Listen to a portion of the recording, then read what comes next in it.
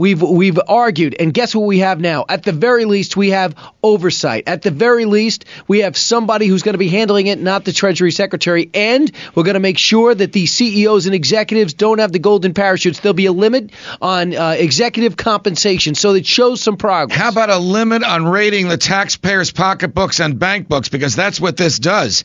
It takes $750 billion from you, the taxpayers, and bails out Wall Street bankers who made bad decisions. Is that lawful under the Constitution? Is it what you expected when you sent people to Congress? Will it allow Senator Obama, if he becomes president, to have universal health care? Will it permit Senator McCain, if he becomes president, to have an across-the-board tax cut? Do we really want to mortgage our eye teeth to our children and grandchildren and great-grandchildren by saddling them with a debt of this magnitude? I challenge John Sidney McCain III to be truthful to his free market principles and oppose this socialist takeover by the taxpayers, by the Treasury, of private debt. I challenge Senator McCain to keep the public treasury from becoming a public trough, because that's what will happen if the president's proposals, the same president that federalized education, the same president that federalized prescription drugs for seniors, now wants to federalize the private debt of private banks. Well, you're against it. I believe guys like Jack Welch. I believe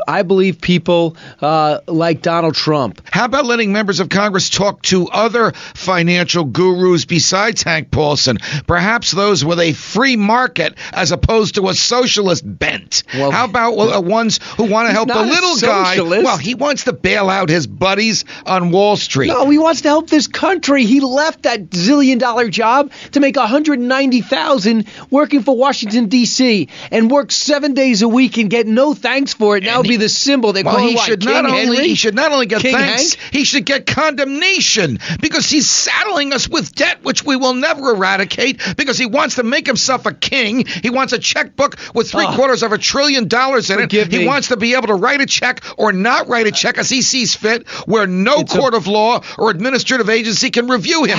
That's what he proposed. Have you ever seen somebody pay off a loan?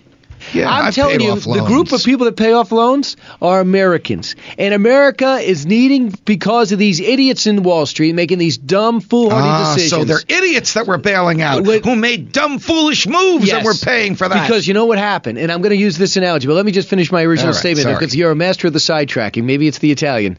Remember, you're half Italian. I know. More on that later.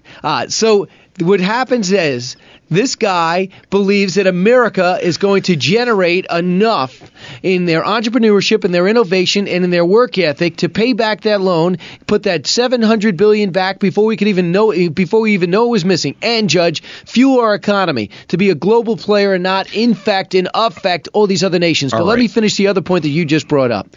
You Italian? said, no, what was the other question that you just brought up before? I don't remember, but here's what I want to say. Paying off the $700 billion before we know it's gone is really not an argument that anybody can take seriously, because the properties, the real estate that the government is going to buy are the worst of the worst. If the banks can't sell them at a profit, how the devil can the government sell them at a profit? Guess what's happened? It can't. But it Judge, will own those properties for years years before it can make money off. Even I can figure this out. It's simple. Let's say that $200,000 house, which you took out a loan for $270,000, and you think to yourself, I'm better off walking away. I'm making payments I can't afford at a house that's not going to be worth to buy. If you get the economy rolling and real estate prices start coming back, and they are close to the bottom before this massive, huge announcement we're about to collapse, if they start going up in value, those loans that you held on to because you have all that wealth begin to make more sense. And you bought the buyers some time for the values to rise again. And if they don't go up in value, the American stockholder is left holding the bag. I would rather the bankers who made the bad decisions were left holding the bag. Not just what's going on, but why and what's next. Brian and the Judge.